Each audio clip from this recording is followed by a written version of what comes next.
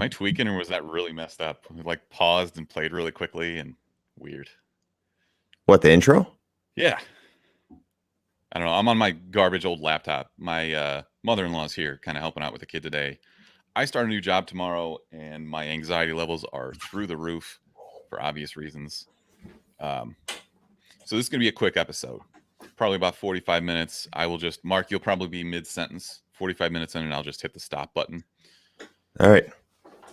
But are you glad that you didn't take it? Because you didn't really take any time off, did you? I didn't take any time off. My last day at my old job was Friday. Are you glad you did that? Hell no. I would love to take like 2 weeks off and get stuff done, but I mean, I need money. Yeah. My wife is quitting her job to be a stay-at-home mom, which she wants to do and I want her to be able to do. Yeah. So that's really important to us, and you know, I got to take on some more responsibility. So it is what it is. Responsibilities. Yeah, which got me. I've been thinking about a lot of dumb things lately, trying to keep my mind off of this. Would you sell moose for $750,000? That's tough. Depends on what kind of person wants to buy them. But no, I don't think I could. Cruella DeVille. Okay, no, I wouldn't, obviously. Okay, so there's a number on it, though. Because you paused to think about this. So there is a number that would get you to sell moose to Cruella DeVille. No, I don't think I could. $1 billion with a B. Does that mean like she would basically do what she does with dogs? She's making a hat. She's making a loincloth out of moose. Yeah, I didn't want to speak that into, but yeah, no, I would not sell moose. $1 billion. How old is moose? I wouldn't be able to live it down, and people would not let me live it down and be like, oh, how does all that money work out for you now that you just fucking gave your dog away? With $1 billion, you can just tell him to shut the fuck up. I know. I get it though. Like, this is the kind of dumb shit that keeps me up at night. This and memories of me doing embarrassing things. This is just my life. Why are you even thinking about this question? Honestly, because I know somebody didn't offer money for freaking Goober. Goober is highly sought after, and if we're talking Cruella DeVille, he looks way more like a Dalmatian than Moose does. Yeah. I know that there's a dollar amount, and I can't parse that in my brain. Like, I know it's probably like $50 million, but I'd be miserable. It's probably like $5,000, but yeah, just couldn't. Okay, so presuming that this mystery purchaser, instead of making a loincloth out of moose, is going to go on and give him a good life, that changes your answer, right? Yeah, absolutely. How old is moose? But I don't know. I don't feel like I need money. Like it would be nice, but at the same time, you got to start thinking about like your quality of life. And moose makes my quality of life better, especially being hungover and being able to cuddle him and just smell his dirty ass breath. And yeah, it just makes my life better. So I don't think $10 for moose. All right, deal. Seriously, how old is he? 5 years old. Okay, he's younger than I thought he was. So that's a little different. Like, if it's a puppy who's lived with you for a year, then obviously it's different. I don't know. It's interesting to me. And you're talking about quality of life. You know what's really good for quality of life? $1 billion fucking dollars. I guess. That's generational wealth. No one in your family would have to work ever again. Would I be even more frowned upon if I took that money and bought another Frenchie with it? Oh, yeah. And you named him like Moose 2. Goose. Toos. Goose with the umlaut over the U. Yeah, there you go. Goose and Moose. GHU with an umlaut S. I don't like this question, dude. Next. I mean, dumb questions where you know the answer aren't interesting. I gotta get this thought-provoking shit out of you, Mark. It's tough on the morals. I can tell that I've upset you. I'm sorry. Really upsetting. I apologize. If you have a dog out there and you're a listener, let us know how much you would sell it for. Now, my son, on the other hand, now we're talking. No, rough night. Yeah. Did he shit on you again? He slept till 9:30 today. Thank God. Oh my God, that would be amazing. I can't even picture that. Thank God. But I don't know how he's going to act today. We shall find out. You were trying to get me to do this out back. Like, it seems like you want to get your day drink on. Well, I mean, Masters, baby. Masters are on right now. Final round. It's the Yeah, but best if I was just to sit outside, there and not move. no, that's the kind of thing you do on the couch and pass out to. I know. Like, if I'm going to watch TV outside, it's going to be baseball. Yeah. It sounds super lame, but round 4 of the Masters on a Sunday is one of my favorite sports days. Like to just watch via on TV. Not be at. I don't think I'd want to fucking go to the round 4 of the Masters right now. No, and especially with how expensive literally everything is, zero chance. Yeah. You're not alone though, I don't think. Like, a lot of people love the Masters. I don't personally care for it. I like when there's an interesting storyline. I like that. Like Tiger. But yeah, I see Bradley in the chat. Hi, Brown Bear. That's my old college buddy. What up? He would definitely sell a dog for like $500. But yeah. So I mean, do you have like a rooting interest in this, or do you just watch for the storylines? No, I watched just to see how. I mean, people. I thought Rory McIlroy was going to do pretty well, but that is never going to happen. I don't know if he'll ever win a Masters. I watch for both.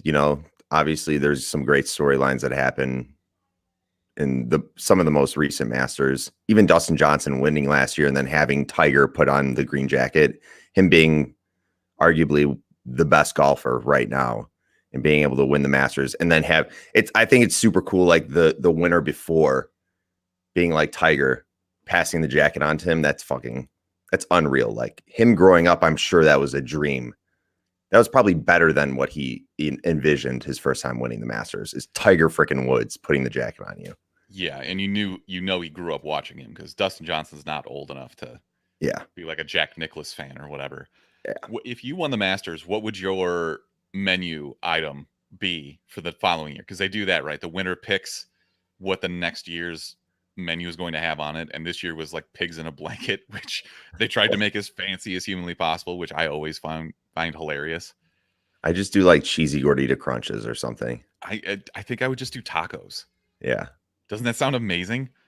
I would have them. I would literally say, I want this to be just like a cheesy gordita crunch, but obviously have them put the chef spin on it, because I'm sure they have like well-renowned chefs that do all their food. Yeah, it's not like raccoon meat like you get at Taco Bell. It's actual beef or chicken or whatever you want. Yeah, that'd be fun. Yeah, definitely. Yeah. All right, we got one voicemail, and this was a little bit out of our wheelhouse, I think. Like, we're tech guys, we're nerds. I don't know. Would you agree that I'm a little bit more into like gadgets than you? Yeah. But so one of our longtime listeners, Detective Vile, you can find him on Twitter, and he does some Twitch streaming every now and then.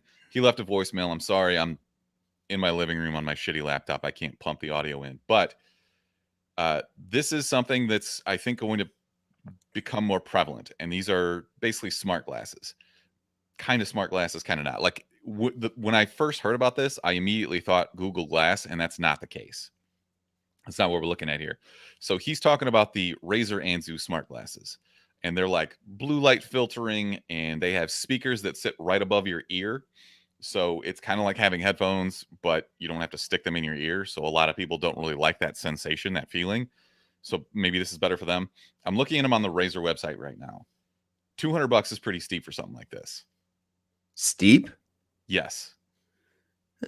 Yeah. I mean, I guess you're gonna spend probably $150 on just regular Ray-Bans that have, these are polarized, I'm sure, right? You have options, so you can get prescription lenses with them.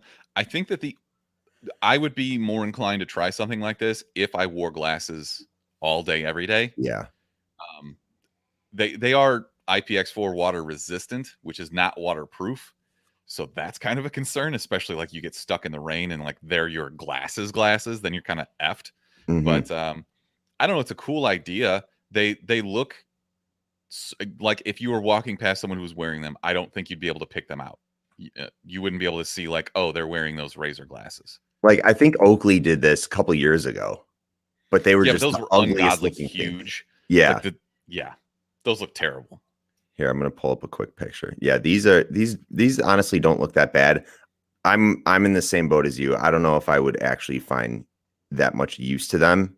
I would use them as regular sunglasses, but like this guy right here is wearing them as just regular glasses, and I don't wear glasses, so I don't know. I'm sure you could switch out the lens, I would assume, You if can. you have prescribed lenses. Yeah, so they have a partnership with a company called Lensable, and they'll put your prescription lenses in here if you're into that kind of thing. Yeah, they look like just regular glasses.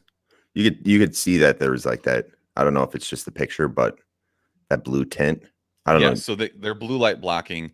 They're a little bigger than normal glasses, but I mean, obviously, you got to store a battery in there and some speakers and stuff, microphone. It's interesting. So there's speakers and microphones on both sides, so you have to charge both sides of the um, glasses if you want to recharge Mhm. them. So that's kind of interesting. I don't know. I wonder if as technology continues to advance on stuff like this, if this will become something you see a lot more of. I wonder how the microphone sounds. Yeah. I wouldn't be able to do this without trying them for like a week. Yeah, But they're Razer, if interesting. you want to send us some to Definitely. try, I will speak Oh yeah. nothing but good things about your product. I do like Razer products a lot. I Oh used yeah. to be all about Logitech products for my computer, and then after I bought like a $150 mouse from Logitech, like their fancy wireless one, The um, G650 or 560 yeah, or whatever. it died. There was a 2-year warranty, I want to say, and it died like 2 years and 2 months after I had it. And Logitech wouldn't even give me any sort of credit. I'm like, you guys are shitty as fuck. And I was just like, even though yes, technically I'm out of warranty, but still, like I was close enough to that warranty where like it would have been nice for them to honor something, but they didn't. And their customer service was absolute shit. I So had the polar opposite experience because my mouse went out, my G5602 or something like that, mhm. and it was probably like a month or two away from being out of warranty. They sent me a brand new one, didn't ask any questions. I don't know. Maybe you were just a dick to him. Maybe you pulled in with your Mark/Karen vibe, and you were like, "I want to speak to a manager." If you're bored, I can give you this wireless mouse. I don't know what one you have, what model, but it is like one of their top end ones. And if you could figure it out, I guarantee you could open it up and probably figure out what's wrong with it. That's scary. I mean, obviously, I couldn't break it anymore, but I don't know that I would want to. It just stopped working for whatever reason. But Razer has all their products that I've been using so far, their mouse, their RGB, like keyboards and all that shit. I have no complaints. So Vile is he's been talking about whether he wants to buy a set of these or not. He's talking through it right now. They've had some good reviews and stuff. I don't. I wouldn't want to buy this until I knew somebody that had them or like I could give it a shot. Yeah, try it yourself. I'm with you. Wow, look at this. Brick is in the chat, even though he couldn't be bothered to join us. He's I think between Arizona and Hawaii right now. He's out there for our buddy Yuli's wedding. Um, go back to sleep, Brick. Or no, he's probably it's not quite noon yet there. He's probably out throwing up in the yard a little bit. Is Brick giving me shit because I use a wireless mouse and not a wired mouse? Is that what he's trying to do right now? That's why I pay the premium for the wireless, is because they did tests on it, and this one has speeds or whatever tracking time that is basically the same as a wired. It might be a little bit different. I will say that like the technology on that is so unnoticeable. Like you're talking milliseconds. Yeah, I'm not a And for fucking League of Legends pro, dude. I don't care. anybody who tells you that it makes a difference is just fooling themselves. These companies do a great job of marketing this shit to you and saying like this will make you a better gamer when in reality your aim just sucks. Yeah. Which is fine. There's nothing wrong with it. It's not gonna make you a better gamer. You're not gonna be better at Warzone. Sorry. Brick doesn't even game anymore. He doesn't. Or he's playing Civilization. Like you don't need a wired mouse for Civ 6. He's just playing mobile games that are free. I don't know what happened to him. He's probably playing like Bejeweled or Candy Crush or some shit. Doofus. Fraud. All right, Mark. We got some trailers that we wanted to review. I'm just going to let you talk about this. You love The Long Halloween, and we got our first trailer dropped exclusively on IGN this week. This is part 1 of 2. Part 2 is allegedly coming later this fall. Did you notice that the art on this is different than standard DC looking? Mm, in what way? It just it doesn't look like what I'm used to from DC animation. You think it's worse or better? I mean, I don't really know that one is it's different. I don't know that it's Yeah. better or worse, it's just different. And I guess my thought is if you're going to do a different art style for the Long Halloween, why wouldn't you do Tim Sale art style? Yeah. But that's also like saying they didn't really stay true to Jim Lee's Hush art style in the Hush animated series. I feel like that is their brand, like how they I don't think they're going to stray away with these animated movies from kind of typically how they look. Like that would be a big leap to be like, yeah, it would be cool to have the Tim Sale art style, but you're also risking it just completely failing because Tim Sale wouldn't be actually probably drawing all these No, frames for the movie, no you know? chance. And I get So what you mean about Hush too, but they stuck to like the standard DC animation style there. yeah. This one's different. And I don't know, it just seems like the characters are like longer, their faces are taller, if that makes Mhm. sense. Yeah. I don't know, it's not necessarily bad. I'm just it was just a curious thing and like art style and something like that matters to me. Yeah, I'm curious. I'm more curious as to like how what liberties are going to take in switching up the story because they did that with Hush. They're not going to stick directly to the comic and stick true to it completely. So So the story, we got a serial killer who on holidays performs these gruesome murders. And it's a Batman detective story. What do you want? mhm. So what's the one thing like you would be mad that they changed about this story? I would say I think they're going to have the Falcone crime family in this. I would think that that crime family is going to have a big part in this movie. But if they kind of gloss over that, I don't know. There's so many villains that pop up in this book where I hope it's just not all about Joker because Joker got a lot of screen time in this trailer. And Joker, I actually like the design they had for Joker from looking at this trailer. I thought he looked pretty like menacing and Mm-hmm. um yeah, I don't know. There's just so many villains that you can They, keep going with, and I don't know. They shouldn't just stick to Joker because everyone knows Joker. They should take yeah, some but chances. it's also a selling point, and that's why he's most prominently featured in the trailer. Because Hmm. anybody who hasn't read this will be like, "Oh, it's a Joker story." Meanwhile, you get exposed to all these other villains, and they use the rogues gallery that Mark loves. Love it. I'm excited for this. I love DC animation, and this is a great story. So I think this is probably going to be a home run no matter what, even if it is split into two parts. Yeah. All right, how about Jupiter's Legacy, which is based on the Mark Millar comic, which is coming to Netflix on May 7th. I think it's great that Netflix has like the Millerverse, quote unquote. Hmm. So this I think will be the first big one that we're getting out of that.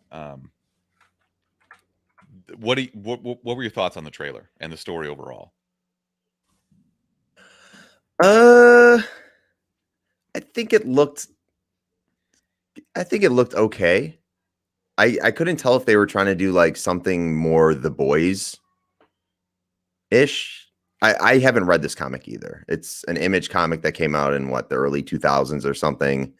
My understanding is it's about these superheroes and this superhero family and how throughout the majority of the book takes place in the 60s or 70s, I think, but it's going to be a lot of drama and how they're dealing with societal issues and things like that. And um, I just don't know enough about the comic to make a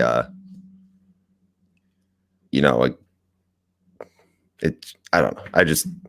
I don't really know how to feel about this because it kind of reminds me of like CW shit. Looking at the trailer, doesn't look like the production is the best. We'll see. It really seems like we're taking a big switch from focusing on superheroes being good and saving the world to how do they interact with society. And I get that that's an interesting storyline, but that's not what I want to see with everything now, because that's what we're getting in Falcon Winter Soldier. Invincible completely revolves around that. The Boys you mentioned, I don't know how I feel about this direction. Yeah. We'll see. Lil Mo Peeps in the chat says, where's Brick? Brick is, I thought Brick was in Hawaii. He's in Scottsdale. He's going to a wedding in Scottsdale, then he's going to Hawaii because he thinks he's better than us. He's well traveled. Yeah. He's still in the chat though. So when is the market oversaturated? I think it's probably been oversaturated, but still doesn't really matter because you don't have to consume all of it. You can watch one episode of Falcon Winter Soldier, and if it's not for you, see ya. Which, by the way, it's kind of I know it's made for me to like. I can't get into it. It would have been better as a movie, I think. Did you watch the most recent episode? I did, and it was probably my favorite episode thus far because it had the most turns, I think. But it's still Invincible's still better. Yeah, such a good show. Did you watch this Ghostbusters Afterlife teaser with Paul Rudd? Yeah, I have no idea what this is. That's the thing, is you don't have to. It's Paul Rudd and cute little Stay Puft Marshmallow Men. And there's like 1,000 of them that just come to life. Yeah, and they're so like torturing each other. It's kind of fucked up. Pretty much. But this is a perfect way for them to make millions and millions of dollars selling merch. Just these cute little stuffed Stay Puft Marshmallow Men, and they will sell billions of them. Yeah. Reminds me of the Michelin Man. The Michelin Man was before the Stay Puft Marshmallow Man, but I mean, I'm a huge Ghostbusters fan, so I'm all here for this, especially Paul Rudd, who's 50 and still looks like he's 30, that bastard. Did Paul Rudd did he have a role in any of these movies prior to this trailer? Yeah, we knew he was going to be in this, but I think that he's not really like the Ghostbuster dude. He's the teacher, right? He wasn't in though. Like what was the most recent movie that with the who was it with? That's reboot. Not going to be involved in this at all. Okay. My understanding, this is more of a continuation of the original two, which is good. The remake was bad, not because it had a female cast, just because it wasn't a great movie. Yeah. So I don't know. I've got high hopes for this, and we might actually finally see it this summer, which is a big plus. You don't seem interested in this, even though it has Finn Wolfhard and like the backing of a major studio behind it. You want to know something fucked up? You've never seen Ghostbusters? Yes. I don't know why I'm surprised by that. That's more aggravating than anything else. What's better, Ghostbusters 1 or 2? 1, but 2 is still really good. Okay. How do I get you to watch these pivotal movies? These movies hold up too. I know that they're set. The first one's in the early 80s New York, which by itself is a great backdrop for some crazy shit like this. I just don't understand. Were you just never exposed to it? Do your parents hate it? Did they not want you to watch it? I don't know. It just wasn't one of those movies that I ever really even had it. I don't even remember it being on TV or anything. It's on TV constantly now. Is it? No, it's not. Are you? Okay. I'm going to go look on Hulu. If it's available on Hulu right now to watch, I'll play it. Otherwise, I think I still have. I have the first and second movie like in a box set, and I think it's still like plastic wrapped. Like I've never opened it. I have both on DVD if you would like to borrow an opened copy. I really need you to do this, and I don't know, like if you don't lose a bet with me, pick somebody who's going to win the Masters today. Who's going to win the Masters? Probably Matsuyama. Okay. If he loses, you have to watch Ghostbusters 1 and 2. Okay. I'll still watch it. I know I should watch this movie. It's just hard. I wish I would have dedicated a lot more time growing up to watch a bunch of movies that I never got to watch, because now with all the streaming services and all the new fucking shows that come out, you have to choose wisely what you want to use your time to watch, especially having a kid now. I mean, I guess, but you could just But it's Ghostbusters. I don't know. I'm so blown away by this. I don't know what to say, but let's skip the rest of these trailers because frankly, none of them look very good. Unless there was one that caught your eye. The Angelina Jolie one looks okay with John Bernthal, The Punisher, and Tyler Perry. Yeah. Those Who Wish Me Dead. So a teenager witnesses a murder, and basically Angelina Jolie has to protect him. It looks okay. They're pursued by twin assassins, which I think is a weird, interesting twist, and it's set in the wilderness of Montana. I think that's a cool setting. Like it's not. I know it's not necessarily Pacific Northwest, but all these, and we're gonna do Bigfoot talk again because everybody loves Bigfoot. But the reason why people think that Bigfoot lives there is because it's so dense and thick that you can't, like, you can just get lost like that out there and you're dead. So I hope that Bigfoot shows up in this movie and eats Angelina Jolie. I thought the trailer for Mainstream was actually kind of interesting. All right, let's talk Mainstream then. So this is Andrew Garfield as an internet douchebag. So I don't really know what else you say about this. Is he just like, this is like the Jake Paul analog, right? I guess. I don't know. It's so, yeah, Andrew Garfield it seems like he was just a random, energetic dude that shot a video with some random girl. Like, what were they, like, waiting for a train or something? And then it went viral. And then they just kept taking it to the next level with their other videos. They did like a game show and all this stuff, but it was all about, having that popularity within social media and just being over the top. Because nowadays, if you don't catch someone's attention within the first 10 seconds, you're done. So yeah, I think Andrew Garfield in this will be interesting to see because he was just completely out of his mind, it seemed like, throughout this trailer. And he's just creepily seducing Maya Hawke from Stranger Things. Yeah, that too. I forgot she was in that. Yeah, I don't know what to say about this. I have an idea though for our Patreon. Why don't we do a group watch of Ghostbusters? Oh, sure, we can do that.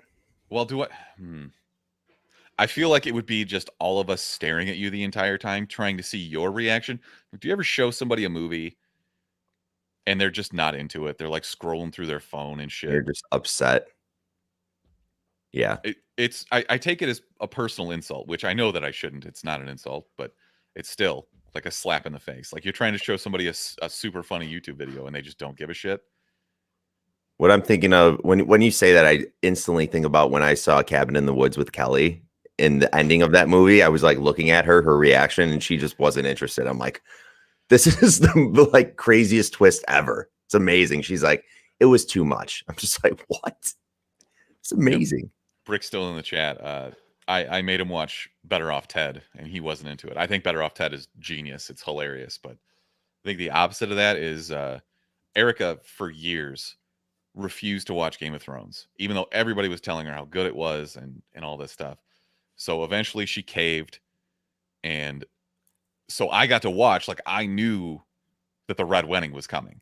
Yeah. So I got to watch her reaction to that, and she's just like jaw on the floor, and I'm like, yes, this is the proper reaction. I can enjoy this now. Yeah.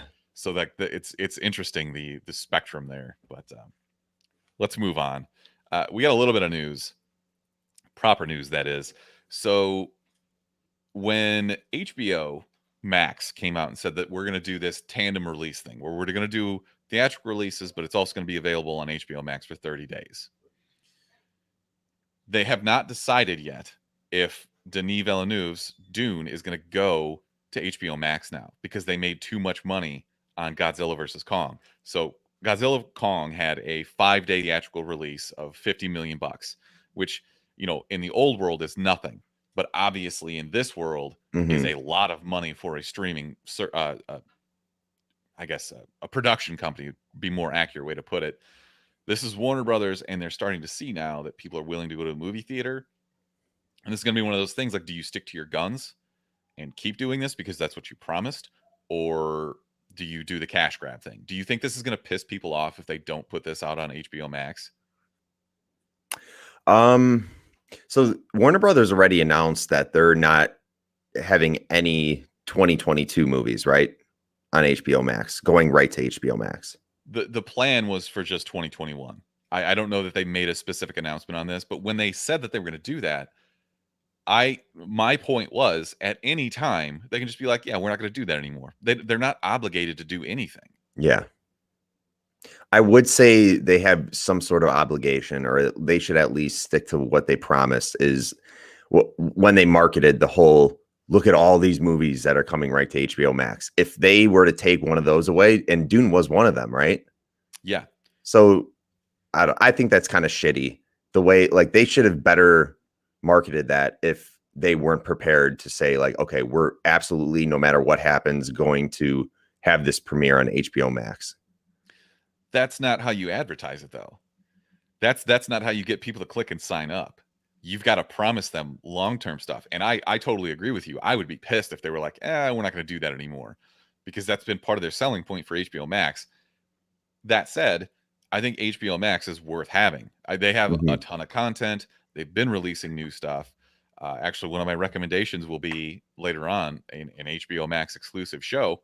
And I just think it would be a shitty cash grab thing. And in a situation where we still are, we're seeing cases spike all over the country, and a lot of people still shouldn't be going to a movie theater. I think it would be really shitty of them to not do this.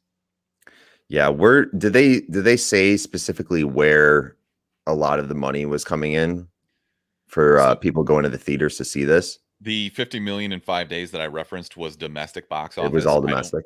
I don't know what it did in China. These movies are huge in China, which is part of the reason why one of the major settings was Hong Kong. So I'm sure that they'll make a, $500 million there regardless. Yeah. God. Brick's in the chat and he says that Arizona doesn't even have a mask mandate. Ugh, you absolute morons. Put your fucking masks on. Brick, I know that you're there trying to enjoy it. Please wear a mask. I love you and I don't want you to die. All right. Last bit of news, then we can move on. This is kind of just an interesting shift in the marketplace. So you know how certain production companies will have their theatrical runs for a movie, and then that movie, after the DVD window, like their movies will go to HBO. Or they would have gone to Stars or Cinemax or whatever. Sony was one of those companies whose movies would go to Stars after they had their DVD release. Now in 2022, Sony's going to be the first major motion picture company to do that with Netflix. So instead of going to one of these premium channels on your cable package, those movies are going to go to Netflix instead. Do you think this signals some kind of shift in the marketplace? Well, having Sony films on Stars to begin with is not a lot of people have Stars. No, and it sucks, frankly. Yeah, there's not really too much of a benefit. There's not many shows on Stars where people are freaking out about and saying you need to get the streaming service. So I think they've realized that and are like, okay, we need to shift this to a more viewed platform, streaming platform, and that's Netflix. So I think it's smart on Sony's behalf. I also is this because of like the terms they already had with Stars where they can't show, like, they can't have Venom in their older movies on Netflix?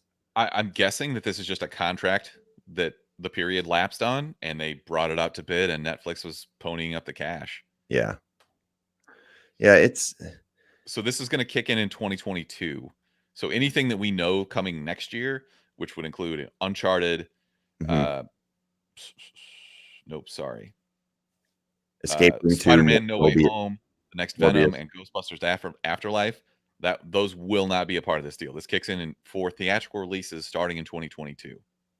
So, in summary, these movies debut in theaters like they would in the past. They'll show up on DVD, Blu-ray.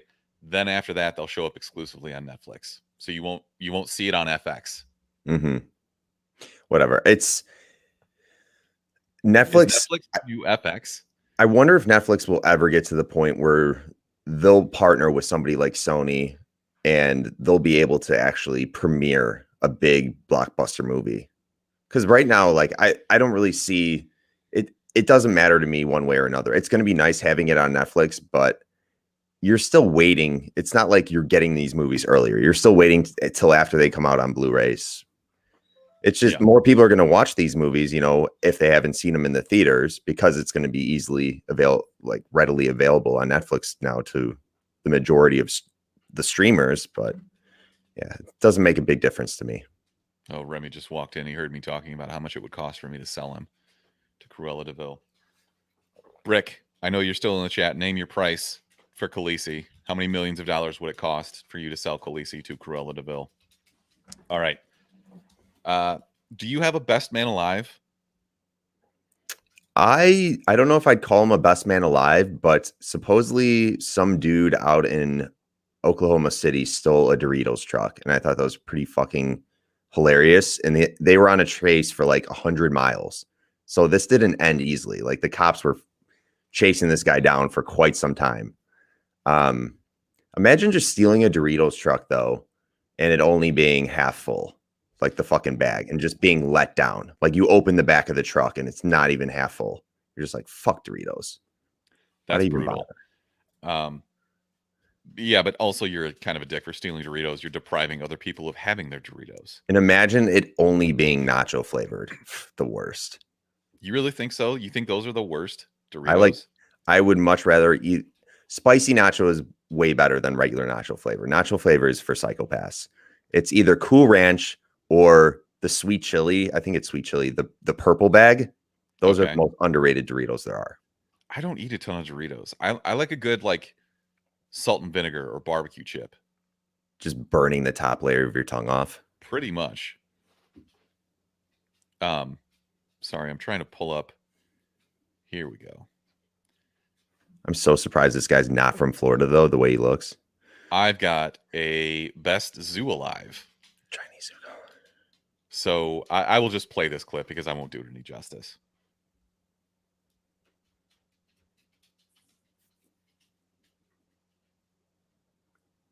There's no sound, right? Are you? Oh shit! Is there not? It's not coming through. Is that just a golden retriever? It's so, yeah. So there's this zoo in China who has this lion exhibit. By the way, this looks like horrible conditions for any animal. Not surprising. A lion, when you think about how dogs are treated in China. Yeah, that's horrible. But this is their exhibit, and they have this big sign up that says, "Come see our lion," and it's a golden retriever. And this debuted on News West 19, which is like an NBC affiliate. And I don't know what it is, but anytime a newscaster starts cracking up at their story, it kills me. Like, do you remember the video of a long time ago where this guy was talking about a pig named Chris P. Bacon? Yeah, and he just couldn't keep it together. Laughing. I don't know why that shit is so funny to me. It's something about like it's so taboo that like you just think these people are so serious, and they start cracking up, and they're just like completely unprofessional. I don't know. Anyways, this is my best zoo alive because apparently this is not even the first time they've tried to do it. Are they dead ass about this? Like, this isn't a joke to them. Like, this isn't a way of. This isn't a Chinese joke. They're just. They tried to deny it at first, just saying that their lion was like being taken care of by animal doctors or whatever. But it's definitely an exhibit where they tried to pass a golden retriever as a lion. Oh my God. I respect the hustle. Yeah, I guess. All right. We're going to do a really quick review of Nobody, starring We're not Bob going to spoil it, right? You can't. There's not really anything to spoil. Yeah, I guess. All right. So I will do my quick rundown on this, and then we'll probably get out of here. This is currently 81% on Rotten Tomatoes from critics, 94% from fans. This doesn't do anything new. It's nothing we haven't seen before. There's nothing groundbreaking at all. And I still really liked this movie. I have to disagree with you. I thought the fight scenes, I haven't seen fight scenes like this in a while, like since like John Wick. I don't know. That's what I mean, though. It's not anything new. Yeah, but that's true. But there just hasn't been much of it. They did it really well. All the fight scenes in this. And what is new is seeing Bob Odenkirk in a role where he's actually intimidating. He's not the Better Call Saul. He's like, I didn't know how I was going to feel about that because all I know him from is Breaking Bad and Better Call Saul. And he's Well, that that hurts me too timid because guy, you know, really smart, really clever, but he's a pushover if he's in danger. And I didn't know how he's going to do as this assassin or whatever you want to call him. that Badass motherfucker that he doesn't reveal who he actually is. You don't really ever get a lot of background on him. it hurts me deeply that you only know him as Saul Goodman, because Mr. Show with him and David Cross is like formative comedy, sketch comedy for me. Just ridiculous, non sequiturs, Mm-hmm. over the top sketch stuff. Um, so yeah, it was even weirder for me, I think, because I've only really known him as that weirdo and that he's got like the beer gut. But in this case, I mean, he put in the work. That's for damn sure. Yeah. So I was pleasantly surprised by his performance. Not that I didn't think he could act, but I think moving from drama to action like this is, and he took it very lightly as well. Mm-hmm. Like I feel as though it wasn't a very dramatic undertones. Like it was still silly, if that makes sense. Yeah. And did I say I only know Bob Odenkirk from Breaking Bad? Is that what I said? Because I've seen him in other things, but I mainly see him as like a cameo appearance in, you know, Seinfeld or sitcoms. Like he's in Arrested Development too, right? He was in How I Met Your Mother, I'm pretty sure. Like he's in those shows, but Breaking Bad and Better Call Saul, he's the main character, and you see his full acting potential in those shows, and he is the main character in this movie. So it was nice to see him take on that different role and switch it up. Mm-hmm. Yeah, so this was directed by, interestingly, a Russian director named Ilya Naishuller, I believe is how you pronounce it, which I found interesting because you had the stereotypical Russian bad guys. Mm-hmm. So is this just self-deprecating? Is it a realization that that's just what Russia is known for, or what? Maybe. I mean, if you have a Russian director flat out saying like, yeah, we are the bad guys usually. Okay. I guess it is what it is. How did you feel about Christopher Lloyd in this? Doc Brown from Back to the Future. He's a billion years old and he looks the part. I thought it was so cool for him to show up and just like he was kind of a badass. It took me a second to realize that was Back to the Future guy. I actually didn't know his real name. I was like, all right. It was hard because he didn't have that crazy hair. But yeah, and he wasn't like running around saying "Great Scott" and all this. Yeah, he was great in this though. I thought it was the premise is kind of corny. Like his background is a little bit corny, if that makes sense. Yeah. Like the idea that he's an auditor, which is basically just the most badass thing that ever existed, and he just went around killing people. I thought that was a bit much, at least with John Wick.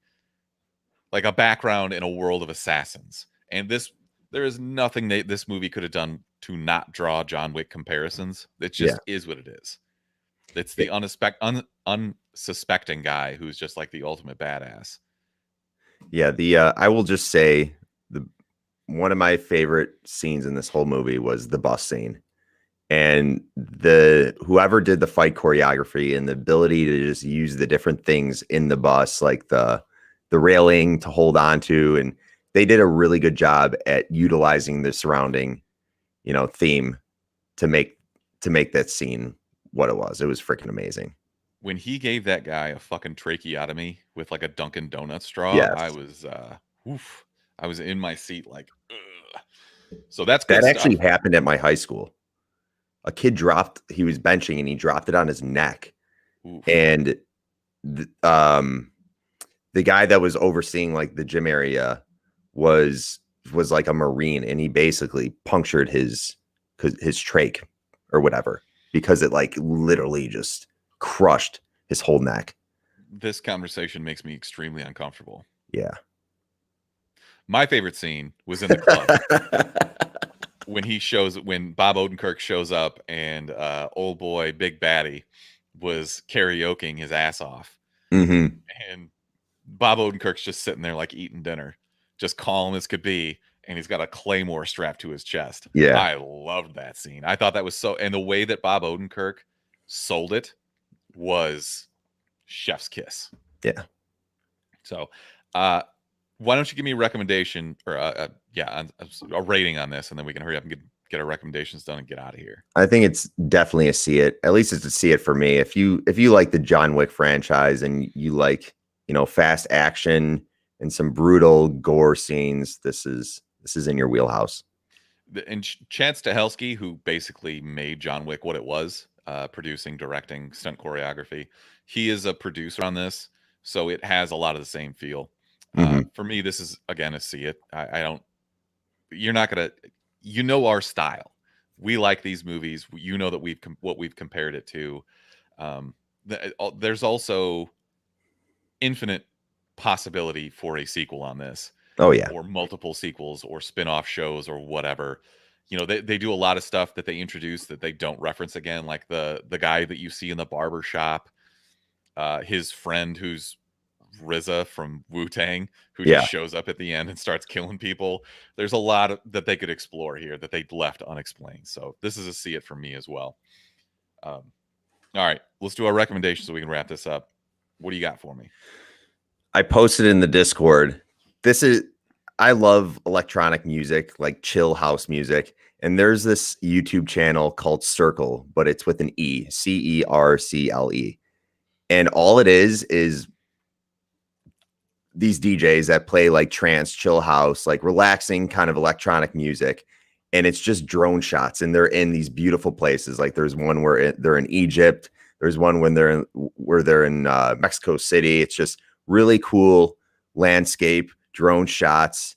If you have anxiety, I would recommend, if you have the Sunday anxiety right now, maybe turn this on, because it's good to have in the background. And it's just, I don't know how to explain it. You should subscribe to this channel and check it out if you like that kind of music. I have so much anxiety today, Mark. Yeah. I feel like you were directing that at me. Thank you. Yeah. See, you, as much as you've never admitted, you love me. You want to take care of me. That's true. All right. I have a recommendation that I referenced earlier on HBO Max. My wife has got me hooked on a show called Search Party on HBO Max. Apparently, this originally aired on TBS, and it has moved exclusively to HBO Max for new episodes. I don't really know how to describe this. It's a cringy drama comedy. A person goes missing, and our main character is played by Alia Shawkat, who you'd know as maybe Funke from Arrested Development. She barely knew this girl in college, had like one encounter with her, and all of a sudden this girl goes missing, and for some reason Dory, the main character, cannot let go of the fact that like this girl is missing. She needs to do something. It's kind of like an early midlife crisis for her. She feels not useful. She has a job that doesn't feel useful to her. So instead, she turns her attention to this missing person. She starts seeing this person everywhere. That she's like uncovering conspiracies. It is a comedy, but all of the characters are so deeply unlikable that I had a hard time getting into it at first. I was just like, fuck these people. But I gave it a shot. It's not one of those where you need to watch like 5 episodes. Yeah. But it will grow on you, I think. Nice. I thought you were going to say Made for Love was your recommendation. I actually started that as well, but I've only got through 1 episode, so I want to give a deeper dive on that. Gotcha. Cool. I will say also, though, that The Nevers starts on HBO tonight. It's their new Sunday night show. It's like the British night or 1600s X-Men that we were talking about a couple episodes ago. I'm going to give that a shot and see how it goes. The reviews are a little bit mixed on it, but what do critics know? Right on. All right.